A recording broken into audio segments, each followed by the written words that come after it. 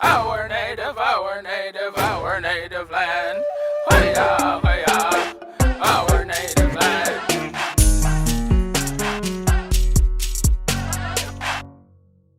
Hi, everybody. Tchadas Leo here, host of Our Native Land through Czech Podcast Studios in Victoria, British Columbia. Thank you for joining me today. Before we get into the interview, I just want to do a territory acknowledgement.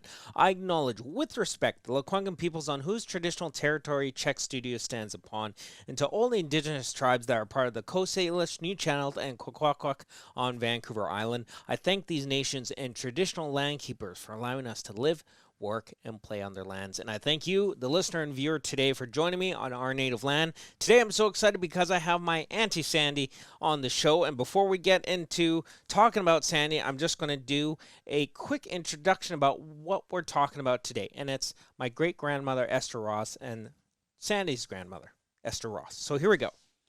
According to the preface of the book written by Esther Ross, it starts with, "Oh God, here comes Esther Ross."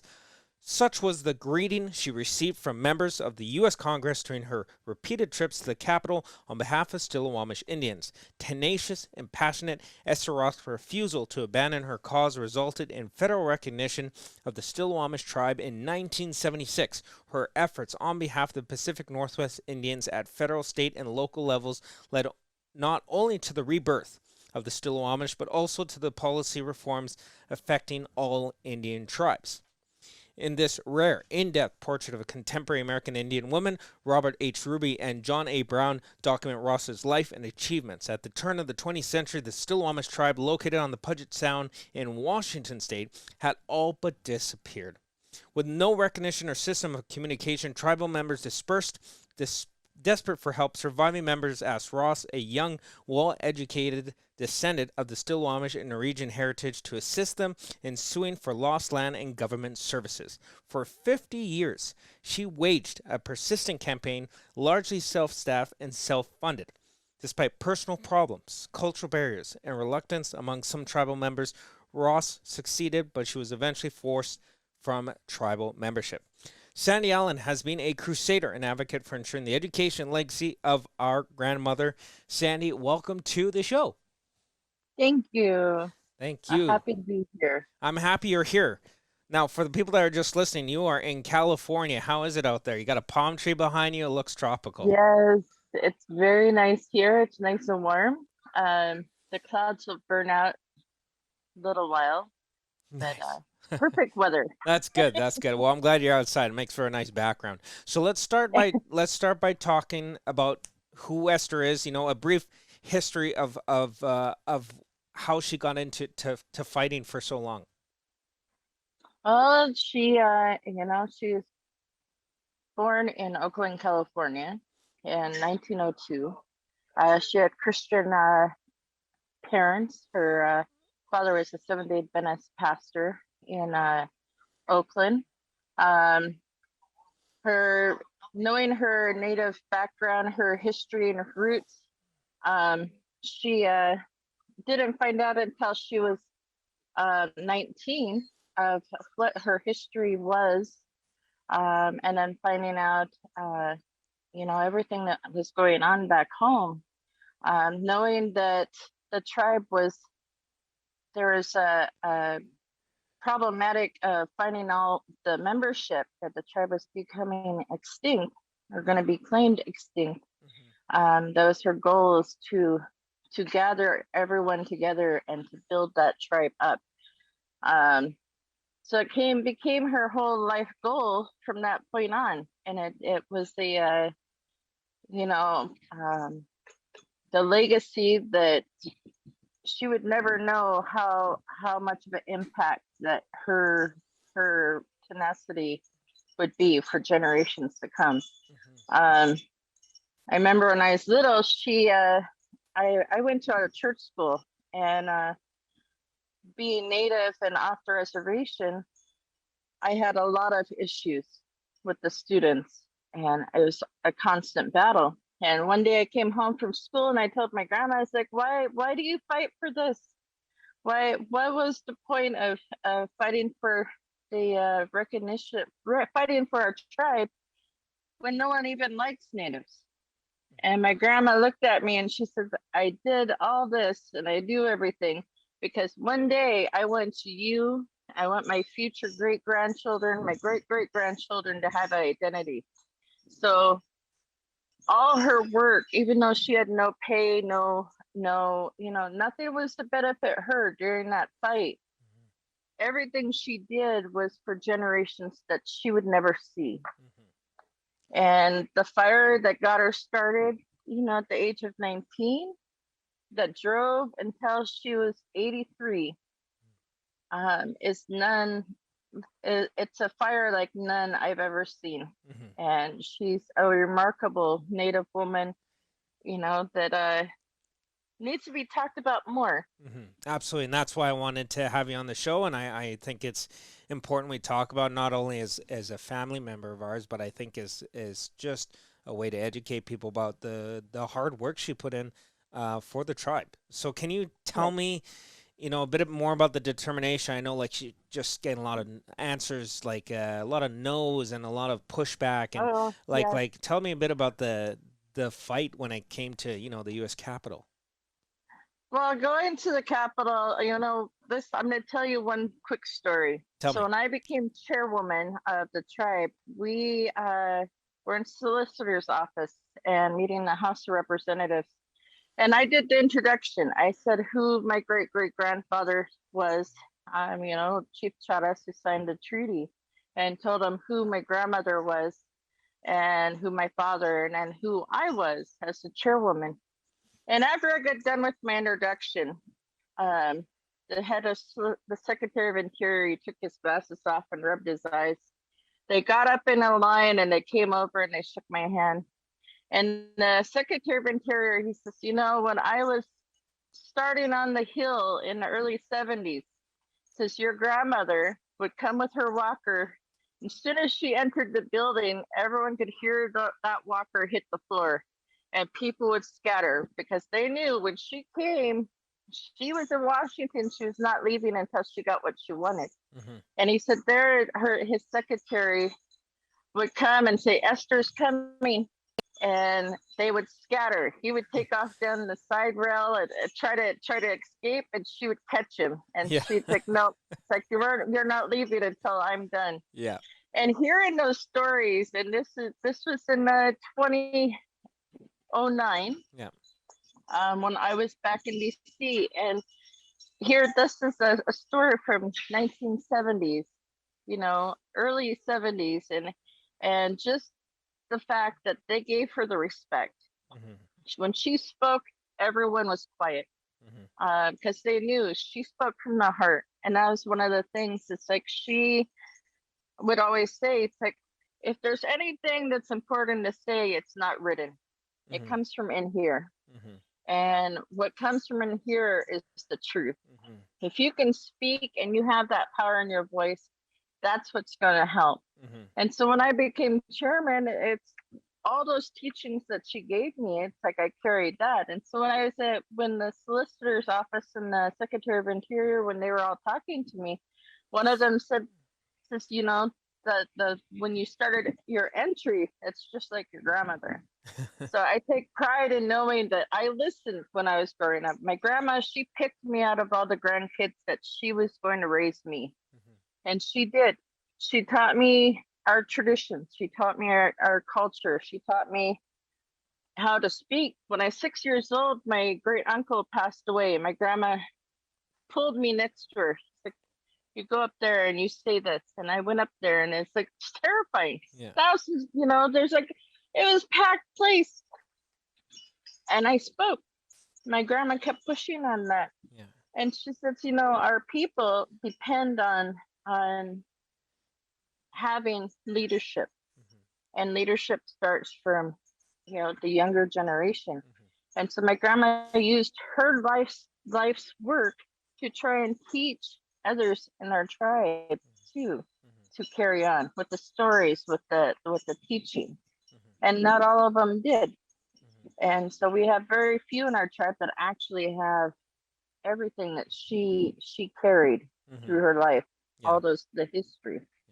Well, I appreciate you sharing more about that too, because I mean, I didn't get to meet her, in the way that you do. So I'm really having a good time learning more about her. Speaking of which, I want to learn more. I know there's so many good stories about things she's done and places she's gone. I mean, can you tell me about the story with the box she brought? I don't know if you know what I'm talking about. The box of bones? Yeah. Yes. So Dan Evans was meeting, he was doing a thing at the Leopold Hotel in Bellingham, Washington. And we lived on the Lummi Reservation, because my grandmother was married to a Lummi, and that's where we resided. And so when she found out he was going to be speaking this meeting at the Leopold, these bones were from our cemetery, one of our villages, and she was fighting for the return of our villages, of our cemeteries. And Dan Evans, she had put so many times, Governor Dan Evans, to meet with her, never came through. Yeah. So she showed up at the Leopold, had this box. She came and said she wanted his help. Yeah. And she says, if this was your family, how would you feel? Yeah. Says, we want our people returned to us. We want our cemeteries, returned to us. She dropped the There's box. They dropped the box right right on his desk, right, with the bones in it. Yes. Yeah. And that was the most powerful moment of everything that she had done with any of the senators, the governors. That was one of the most powerful moments. And, from here to the end of time, that story is going to be passed down, because that was an impact. Dixie Lee Ray, the governor, she had come and, they had done a walkthrough. There's pictures in the book that shows, the walk to one of the villages, one of the cemeteries.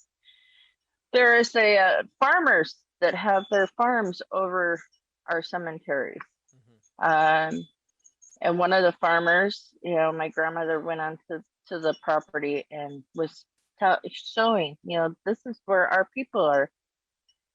And to this day, there's village sites that haven't been returned to our people. But that was one of her main focuses, besides getting the recognition, was to make sure we had our burial grounds back, to make sure we had our fishing grounds, brought back to us. So basically our hunting, our fishing, that is everything that she fought for, that we could have. And now it's being carried on by our chairman currently, who's been protecting our fishing grounds and our hunting rights. So that's good. Now, it's been recorded that although she put all that effort and fought for the Stillaguamish tribe, she had a bit of pushback and was, ultimately let go of that position later on in life. So what were the arguments of being pushed back? Like, what was fighting against her within the community? Well, after she, and there's a court of claims, there was a money that was going to be distributed if the tribes opted in, and Grandma Esther didn't want to go with that, because that's like saying, yeah, you're right, it's giving in, and that's not what she wanted for our people. She wanted to fight to get what was right for us. Well, so it was like it was like a settlement, basically, just to say whatever, take the money. Okay. Yes. And she was against that. She was for fighting for more, to make sure we had what we deserved, what was ours, what was our people's right. And things that, as in any business, any operation, there's disagreements, and people want the power struggle. Well, when Grandma had her stroke, it kind of put an end to everything. So it wasn't so much she got ignored, she got pushed out. but it was kind of the power struggle that started, and then when her health started failing, that's, that ended it for her. Yeah. Um, she's obviously had a lot of struggles, especially later on in life with health problems and whatnot.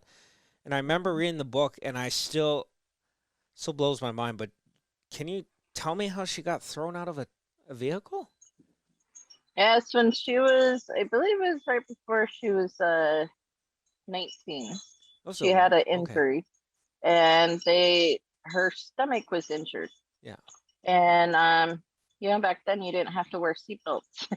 yeah, And so her stomach was injured pretty badly, and which ended up her not being able to eat regular foods like everyone else. yeah, So she stuck to a really bland diet, which for her, the only thing she would eat would poached eggs, mashed potatoes plain, certain kind of bread she would eat. She would have, there's no butters, no salts, no nothing, no meat. really, It was a strict thing. She'd eat oatmeal, yeah, plain, uh, only a certain kind of milk she would have. And, everyone would look at it like, there's no protein, there's no this. She'd have cottage cheese. That's pretty much what she considered her protein. yeah, Um, but that was it. And she did that for 50 years. wow, And until she was put in a nursing home, and they started giving her, the nursing home's like, oh no, she can eat, but she couldn't. She only lasted a month. They tried forcing her to eat meat and all these other things, but most of her whole adult life was just because of her injuries. She couldn't eat like everyone else. yeah, Restricted. She couldn't handle it, and they never did come up with a reason why, how to fix it. Of course, now I'm pretty sure they could fix it, yeah, absolutely. but back then, no. Can you despite all the struggles, whether it's health, financial, anything, she like you said, it's so self-funded, it's so self-progressive, like it's so self-motivational. Like I just want to hear more about it. Like I know I remember seeing a picture of like Grandpa Frank and great grandmother Esther like out protesting with signs on Capitol Hill. Can you tell me The what that was March on about? Washington. Yeah, the March in Yes, Washington. the That's it. March on Washington. Yeah. They called it the Poor People's Campaign. Hmm. And that's when actually my David, his brother David, and Lois, who's since passed, and Barbara, or my dad and grandmother, went with the different tribes from the U.S. to gather there to do the March on Washington. Grandma's main purpose was to make sure she got in to be heard, to get more help of getting the tribe recognized. And during that time, Martin Luther King was speaking, and the different issues that was going on, Grandma used it to full opportunity to go in and get known. Actually, this last year in the African American Museum, they have a segment showing the March on Washington, and there's actually a live video of my dad, Frank Allen, walking down the steps in his headdress, holding the newspaper clipping of Grandma in the struggle for recognition. Wow. And that, Grandma spoke in front of Congress. She was supposed to be heard, and they tried to delay it. That was another big thing, was during that. They brought her in. She was supposed to be a time slot, and come 5 o'clock, they said, no, we can't hear you. It's like, we'll have to reschedule. And she said, nope. And Grandma had a hard of hearing. She had Yeah. this little box that she would turn on and to hear everyone. If she didn't want to hear you, if she wanted you to hear Just her, shut she it would off. turn it off. Yeah. And no one could do nothing. So 5 o'clock came, they said, no, you're gonna have to come back. Now, Grandma told me this story over and over again. And when I was growing up, she said that she stood up. No, she turned her thing off and she made them listen to her. Mm-hmm. Started speaking. Once she started speaking, they started listening. Yeah. And they gave her that respect. But once again, they made a promise that something would be done, and then nothing was done. Mm-hmm. And but that was the most powerful time period. It was during the March on Washington. You'll see, it's in history there. It shows, the Library of Congress and the museums. They have pictures of our people standing on the steps with our flags and our tribal flags. Absolutely. I'm going to get you to send me the link to those pictures, and I can post them on the video while we're talking about it. I think that would be awesome. Okay. That's really cool. That'd be great. Okay, we're almost out of time, Sandy. Okay. If you could think of just one final thought of Esther, what do you want? What do you want people to know? So my grandmother, everyone knew her as this. As she was, some of my siblings felt she was very overpowering, very strict, very, that she was stuck in her own ways. But me growing up, I listened to her, did what I was told, listened to the stories, and her main thing was education. Mm-hmm. And the one thing, like growing up, I never had nice things. Never had, she made my clothes or they were given to us. And my 8th grade graduation, 1988. Grandma, it's like a month before graduation, it was a week before she was taken to the nursing home. She told my dad, she says, let's go to Seattle. She's like, we're going to get a graduation dress. Because all the girls were having, there's 4 of us girls, and the other girls were having theirs made. Mm-hmm. So Grandma just got her Social Security check. Mm-hmm. And we got to Seattle's Nordstrom's, and she gave the envelope to Dad. She says, you go in, and I want the best dress. So we went in there, and I felt so, nervous, because we've never bought anything, from Nordstrom's, let alone, a fancy store. Yeah. And it's like, it's only 8th grade. And Dad's like, yeah, you're the first one. So this means something. And this means a lot to her. And so we went in and found this beautiful dress. Silk, had these beads on it.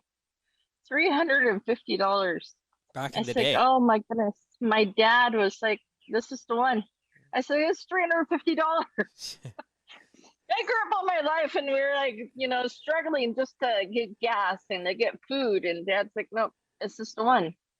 So we got the dress, and Grandma's seen it, and she just cried. And she says, you're not wearing that until right before you march in. You go and you get dressed. I was like, okay. Graduation night, she couldn't be there.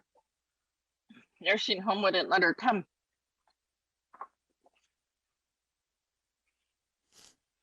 I put that dress on.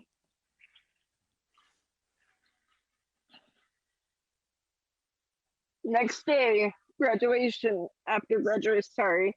It's okay. After graduation, took the diploma, and that was the last day I was to see her. She literally had me pushed her in a wheelchair around that nursing home. Every single room. She's holding that little diploma, 8th grade graduation diploma, telling them it's my first grandchild to do it. And they all was like, oh, so excited, happy for me. And my dad wouldn't let me tell her that I was going away to Thunderbird Academy in Arizona. So my one last memory is she said, next you're going to go on to Auburn Academy and you're going to graduate from there. You'll be the first. I was like, I'm going to Thunderbird. I'm thinking in my mind, it's like, she doesn't know I'm heading to Arizona. So I left, and that was the last time I ever would see her. And she passed away August that summer. And I ended up coming back and going to Auburn, ironically, and I graduated from Auburn Academy. And I went on to college just like she wanted. And then I went on to being the chairman of the tribe, just like she wanted. And I fulfilled the last things that she wanted to be done, that she kept teaching me and telling me about. So my grandma, she was the strongest leader, strongest Native woman I have ever known.